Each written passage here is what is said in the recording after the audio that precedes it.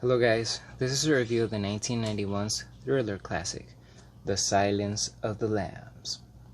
Someone recently recommended that I do a review of this movie, and I've probably referenced it like 20 times in past reviews of mine, so I've always had it in the back of my mind and I'm very happy to get a chance to do it now. Let's get started. I won't get into detail about the story because I feel like everybody has a general idea of what the movie's about, and that's all you need to know before you actually watch it. The movie starts with Clarice Starling, an FBI trainee.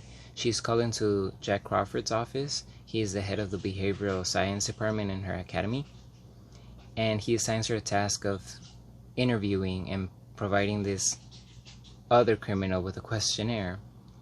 This criminal happens to be a very intelligent former psychologist and cannibal named Hannibal Lecter. He is being kept in this maximum security prison, so he's a very dangerous character. And her goal is basically to just get anything out of him because they've had a very hard time getting to know him, to analyze him. She heads over there, and at first he's very respectful, very compliant with her, but he becomes offended when she asks him to fill out the questionnaire. He thinks that it's just way too he's way too superior to those simple basic tests. As he rejects her, she walks back and another prisoner, multiple makes, flicks semen at her face. And for Hannibal, that's very impolite, very gruesome. I think for anybody it would be very impolite and gruesome, but Hannibal flips when people are not courteous and respectful towards people. So he offers her a chance of advancement in her career by giving her a few clues as to how to capture Buffalo Bill, but he doesn't say it clearly at first. He just gives her information about a former patient of his. She goes over to a storage unit where she finds the head of his patient in a jar. And then slowly but surely he gives her more hints as to where and who the new serial killer Buffalo Bill could be.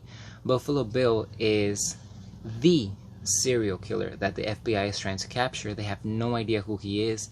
They know that he does these cuts on his victims and just throws them in random places, and they're hoping that Hannibal Lecter could provide them with a profile, and that's just what he does. He offers Clarice a deal. He says, if you could get me away from Dr. Chilton, who is the guy responsible for the prison that he's being kept in, because he hates him, and that they hate each other, so he just wants out, and he hopefully could get a chance to go out into the open air for a few minutes or something. And Clarice accepts. They do this thing instead of just well, first let's get into other facts about it. Clarice doesn't know that the FBI sent her there with that mission, because as Jack Crawford mentioned to her, he would have known and he would have just played with her and then sent her right out.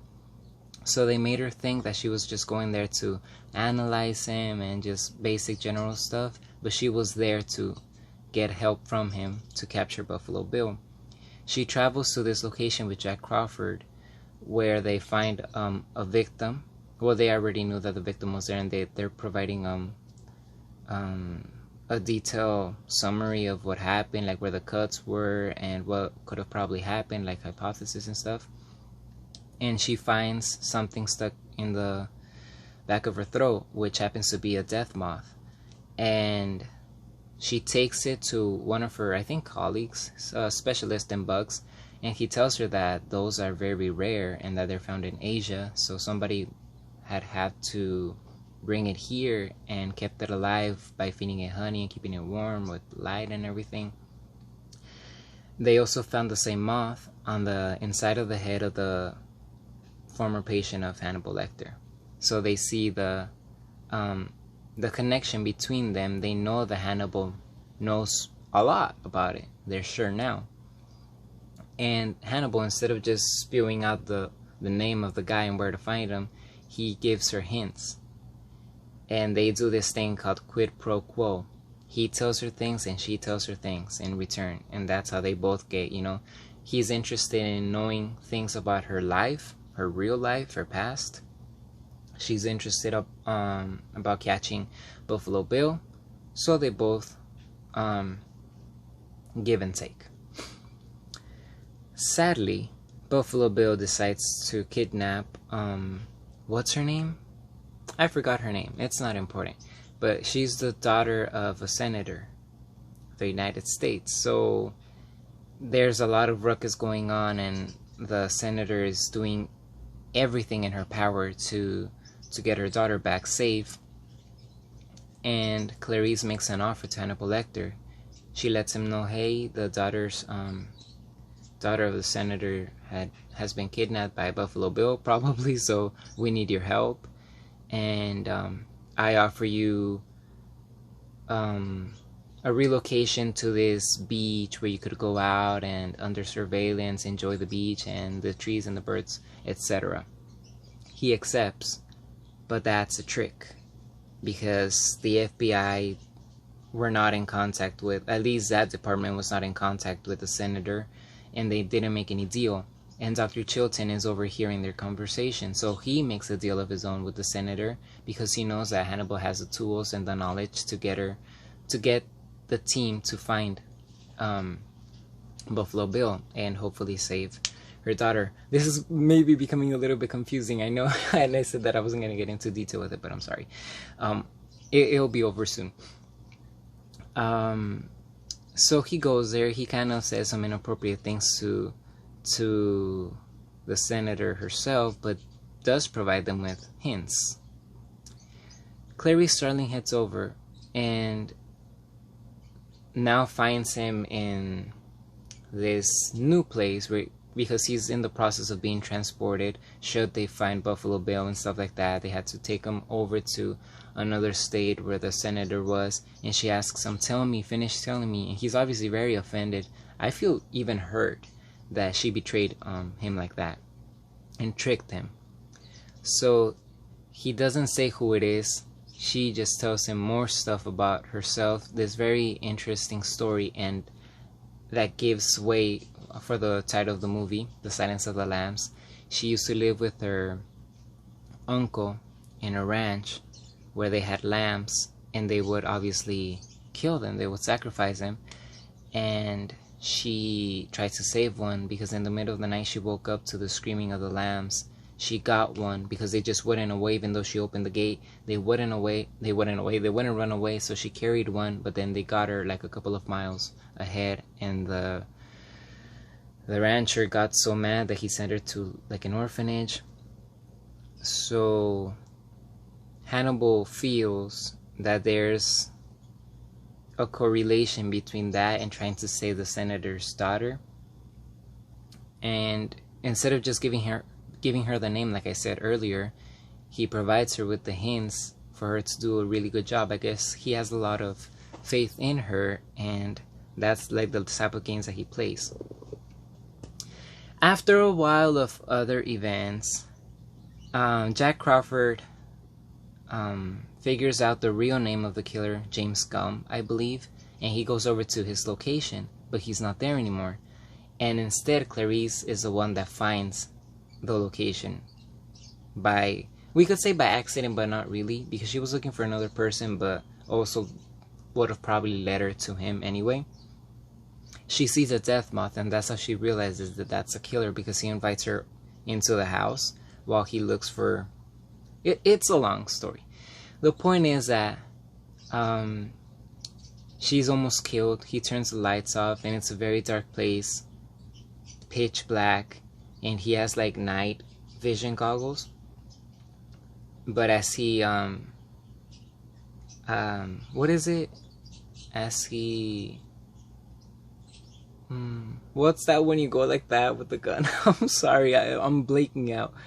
He well, you know what I'm talking about. I apologize. I don't know where my mind is today. He goes like that, and the sound of that makes Clarice turn by reflex and shoots him dead. And that's nearly the end of the movie. There's still more. She graduates, obviously, with honors. She's a very respected FBI agent now. She's at the graduation, and she receives a phone call from Hannibal Lecter, who escaped by killing the cops that were guarding him. And he tells her that he won't chase after her, and he expects that she won't chase after him. She says she can't make any promises. And he says, okay, gotta go. I'm having an old friend for dinner. And then you see in the distance Dr. Chilton. So it's implied that he's gonna go and kill him. And that's how the movie ends. Finally. This movie is so cool. Like, I could talk about it for hours, but I feel like, you know, the longer it is, the less people are gonna wanna listen to it, because I think you already know. This is a very famous movie. The movie is based on Thomas Harris's novel of the same name. I never read the novel, but I did read one of his novels in the series, because obviously this is a series. I read Hannibal. Amazing book. Very, very good. But back to the movie. I'll review the other movies. Not all of them, but most of them in the series.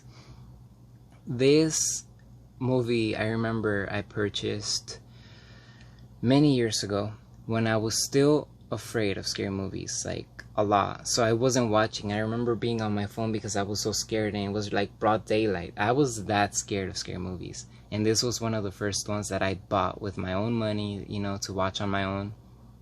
And then later I gave it a try, and another and another and another, actually watching it completely, and I fell in love with it. I probably spent a few months watching it, like at least 3 times a week, if not more. I just really, really, really liked it. I stopped watching it for a few years, and then just like last week I watched it again because I was planning on doing this review. Very enjoyable. The acting in this movie, like, if you haven't watched it, watch it. And if you have, then you know what I'm talking about. Jodie Foster, Anthony Hopkins, Scott Glenn. Incredible. The guy that plays Buffalo Bill, very famous actor, I forgot his name. Everybody just did a fantastic job. I don't have anything bad to say. Every time, that's why I always reference this movie when I'm talking about other movies similar to this one, because they set the bar so high, and for the time that it was released, it's just insane.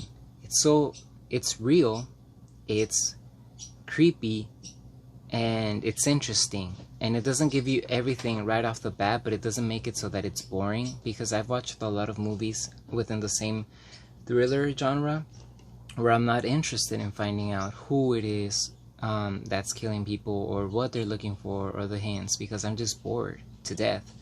But this movie, it doesn't bore you to death. Quite the opposite. It keeps you interested, and it's like you will always find something fascinating with this movie. There are so many layers. It's easy to summarize a plot as a whole, but that doesn't mean that it's a simple movie at all. It has a lot of different colors.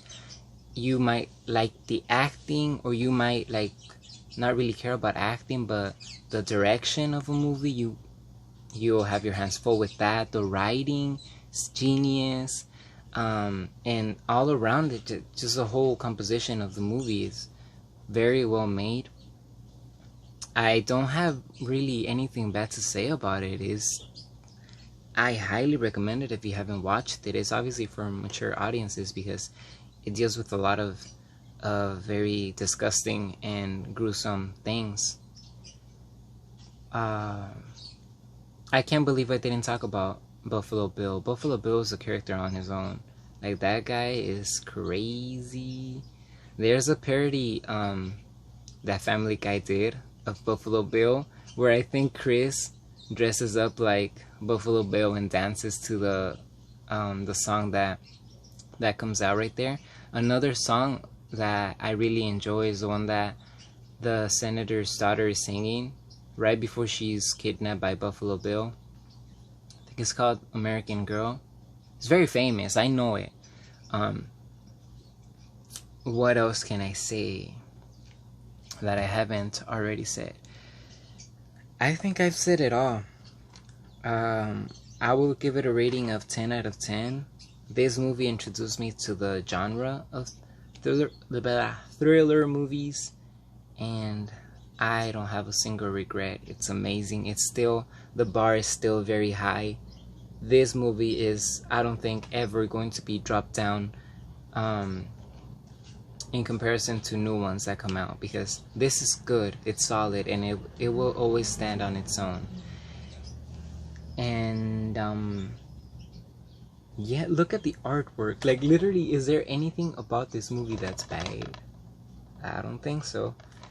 Hopefully in the future I could get like a collector's edition, because this one was like $5 at Walmart. Nothing really interesting about it, and since it's one of my favorites, I would really like to have like a collector's edition copy of it.